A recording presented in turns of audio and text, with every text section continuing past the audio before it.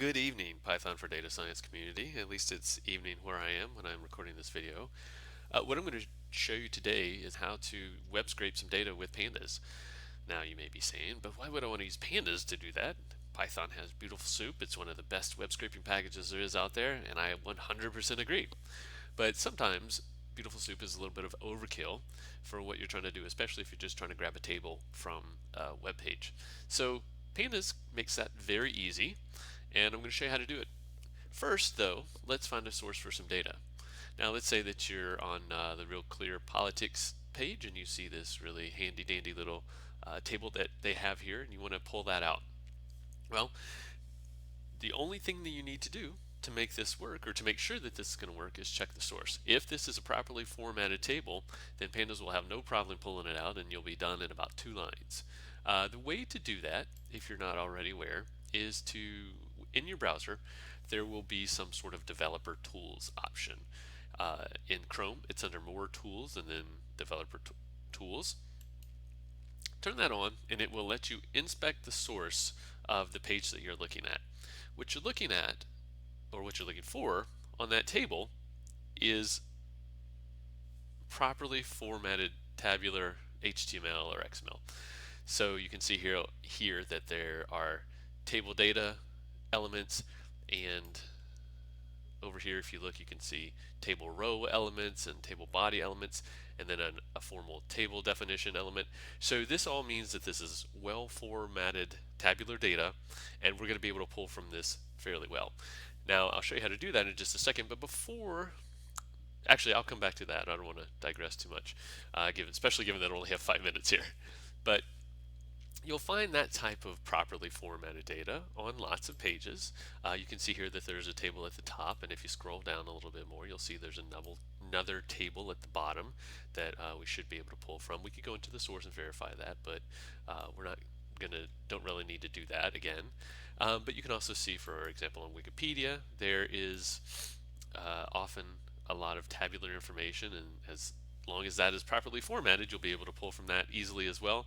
And then another example from the baseball reference page, you've got these tables over here to the right that you should also be able to pull from pretty easily. And so you've got a wealth of data at your hands as long as the tables are well formatted and will work with this approach. So what is this simple approach? Well, let me show you. It obviously is going to require an import of pandas, as I mentioned. We're going to be doing this with pandas. So let's give that a second to get everything warmed up and started here.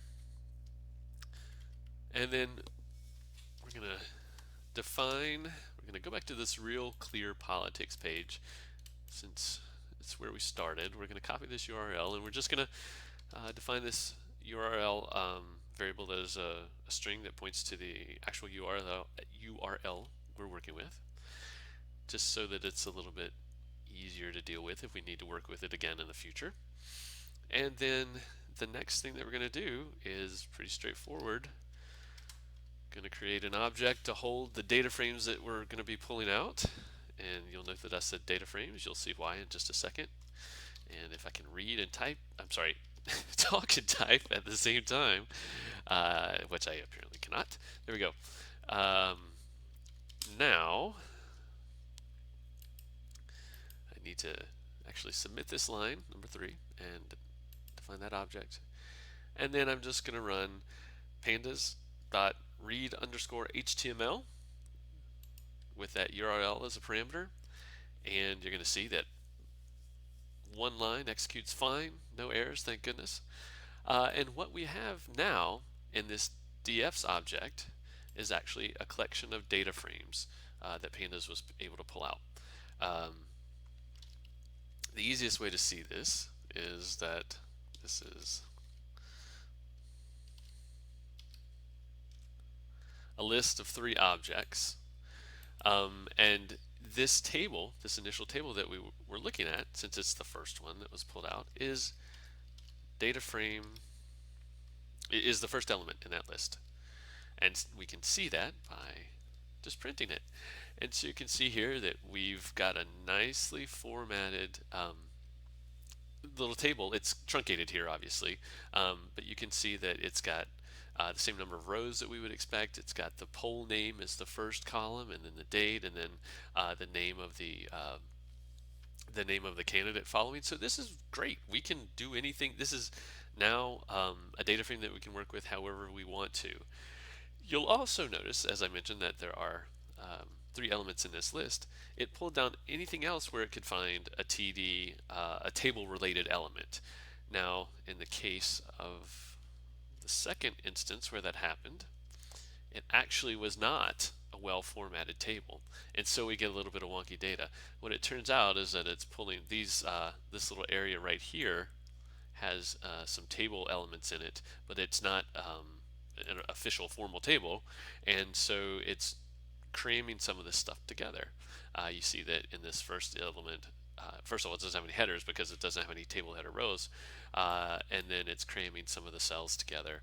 So not great, but that's an example of what you get when you don't have a properly formatted table. Now, on the other hand, we've got another big table at the bottom,